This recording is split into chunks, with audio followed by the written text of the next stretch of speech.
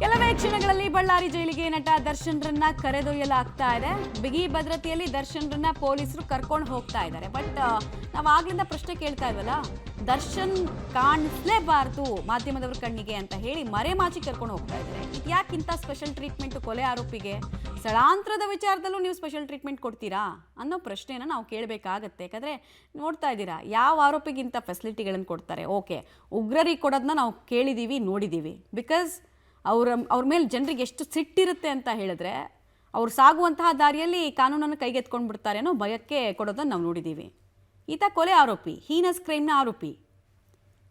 ಈತನಿಗೂ ಇಂಥ ವ್ಯವಸ್ಥೆ ಬೇಕಾ?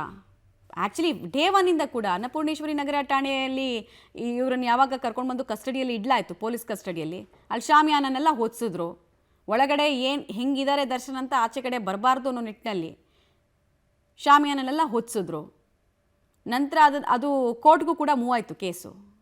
ಇದು ಯಾವ ಥರ ಶಾಮಿಯಾನನ ಸ್ಟೇಷನ್ಗೆ ಹೊದಿಸುವಂತಹ ರೂಲ್ಸು ಅಂತೆಲ್ಲ ಕೇಳಿದ್ವಿ. ನಂತರ ನಿಮಗೆ ಗೊತ್ತೇ ಇದೆ, ಅಲ್ಲಿ ಬಿರಿಯಾನಿ ಪೊಟ್ಟಣಗಳೆಲ್ಲ ಕಾಣಿಸಿದ್ದು, ಅದು ಸಿಕ್ಕಾಪಟ್ಟೆ ವೈರಲ್ ಆಗಿತ್ತು. ಪರಪ್ಪನಗರ ಆಹಾರದಲ್ಲಿ ದರ್ಶನ್ ಬಗ್ಗೆ ಸಿಂಪತಿ ಮೂಡುವಂತಹ ನಾಟಕ ಎಲ್ಲ ಆಯಿತು.